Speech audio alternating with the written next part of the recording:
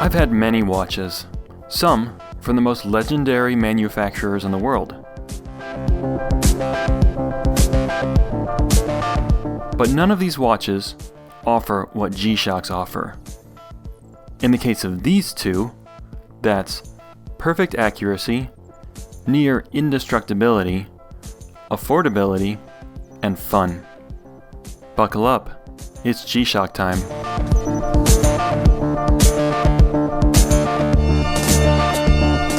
This is the GWM5610-1, and this is the Rangeman GW9400-1. These charmers have a few things in common. First, obviously they're both digital. Because of this, they're tougher than analog watches whose hands could be displaced by a sturdy jolt. Their cases and straps are resin. That's a fancy word for plastic, which is another property that makes them tougher than traditional watches. They don't really scratch or dent, and even if they did, you can easily swap out the plastic cases. Or shit, at these prices, just buy a new watch. Both watches are powered by light. Casio calls this tough solar. I don't know exactly what makes their power source tough, but I do know how convenient it is not to worry about winding or, more importantly, changing batteries. As long as you expose these watches to light every few weeks, they're going to work for many, many years without any servicing. Both watches have what Casio calls multi-band 6. Did you know there are 6 atomic clocks in the world that broadcast time signals? There's one in Colorado, US, one in England, one in Germany, 2 in Japan, and 1 in China. Each night, these G-Shocks look for that signal based on the home city I set in the watch. And each morning when I wake up, I find these watches perfectly synced with an atomic clock.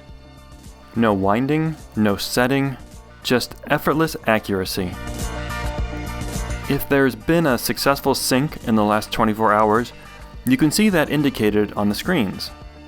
For the square, it's the RCVD in the top left corner, received.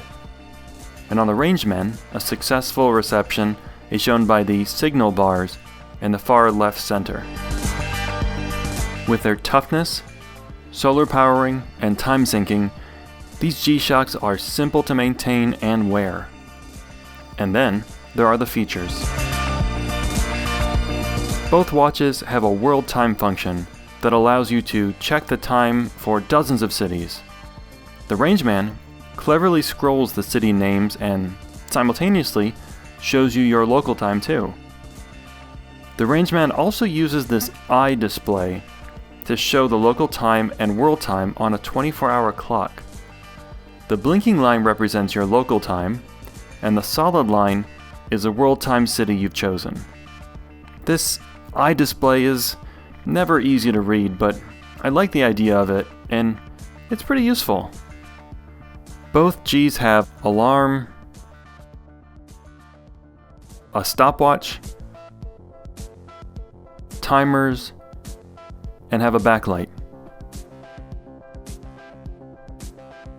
Both of these G-Shocks are water resistant to 200 meters. That's about where the feature list ends for the square, and with it, the similarities between these two watches. Now, let's contrast.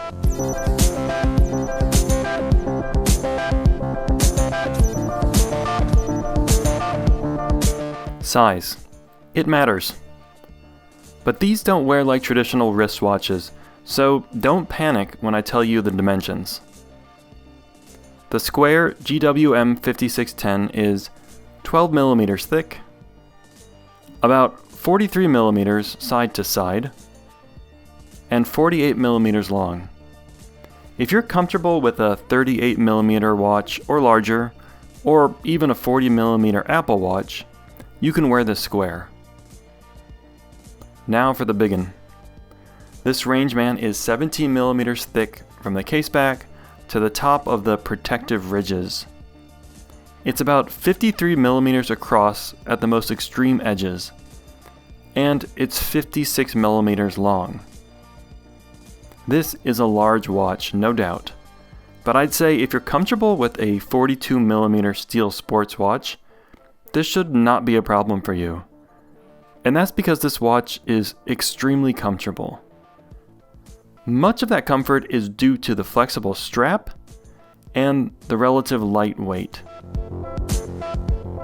The Rangeman weighs 93 grams. The 5610 weighs 52 grams. For reference, a modern Rolex Submariner weighs about 150 grams. This GWM5610-1 is a no-brainer. I mean that in two ways.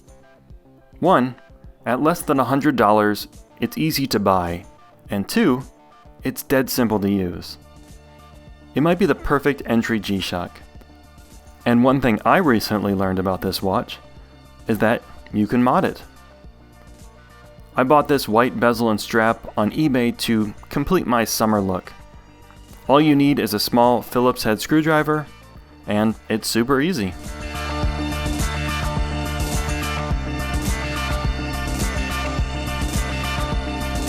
The GW9400 Rangeman is part of Casio's Master of G series, which is a collection of their best and most complicated timepieces. It's certainly more of an acquired taste than the Square. The Rangeman is not for everyone, but I think you're going to like what you see. There's a lot going on here. The Rangeman is packed with features, far too many to cover right now. If you want a full video rundown, check the links in this video's description. But I can tell you what I like about this watch. Let's start from the outside. The Rangeman's buttons are easy to use. That might seem like a minor benefit, but if you've ever had to use the tips of your fingernail to operate a square G-Shock, you know what I'm talking about. On the Rangeman, there are 6 large buttons. The mode button toggles through the modes. The world time, stopwatch, timer, and alarm I've already mentioned.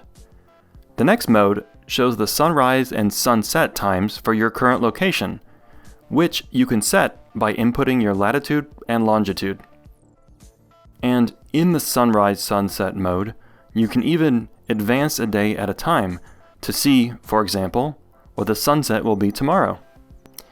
The next mode is called the recall mode. The Rangeman allows you to take a kind of screen capture of your watch at any point. For example, if you wanted to remember a specific date and time and recall it later.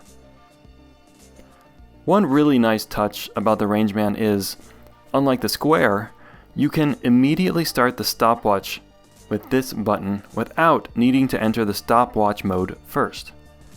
And the stopwatch will continue running even if you're back in the regular time mode. You can tell the stopwatch is running by how the eye display has changed its behavior. But the big deal with the Rangeman, and probably why it's a Master of G watch, is its triple sensor. These 3 sensors are a barometer thermometer, a compass, and an altimeter. And so this is an ABC device: altimeter, barometer, and compass. The altimeter, barometer, and compass are all accessed by pushing this big button on the right. The altimeter displays the current altitude in the large display. On the smaller display at the top, you can see the difference between your current altitude and the altitude when you told the watch to start tracking. I've used this during bike rides to measure my ascent and descent. You can also change the small display to a time series chart. Right now this line at the top is flat, but if I had recently gone higher or lower in altitude, you'd see a peak or a valley in this chart. The compass shows the current bearing in degrees in the large display, and the bearing as a direction in the small display. The compass mode also uses the eye display to show the cardinal directions.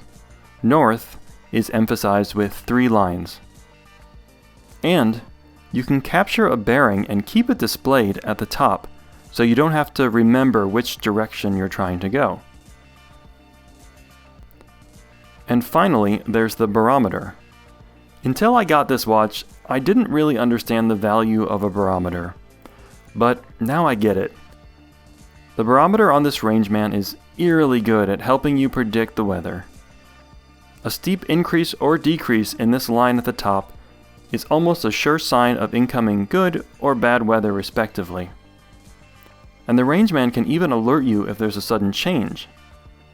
I've been on a few hikes in the Rockies and the Himalayas, where this feature would have helped me stay safer and drier.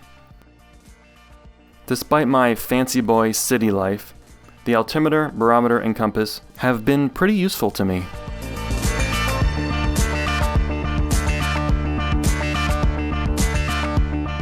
First and foremost, these G-Shocks are utilities. We all like to talk about mechanical luxury watches being tools. But come on, the only real utility a modern Daytona has is to show people that you have money. But these are tough. These are packed with useful functions. They don't need to pair with a phone, be plugged in to charge, or even be set routinely. And they're also terrifically fun. They're fun because, well, look at all the buttons and stuff. G-Shocks make great fidget toys. But really, for me, a lot of the fun comes with knowing that I don't have to worry about these watches. They're strong enough and cheap enough and self-sufficient enough that I feel free with them. When I wear one of my G-Shocks, I'm making a statement. As someone who has had and still has some very fine luxury watches, when I wear a G-Shock, I'm saying there's something to appreciate at every level. I'm saying what you wear shouldn't be a function of your wallet, but what makes you smile. I'm saying, try a G-Shock. What have you got to lose?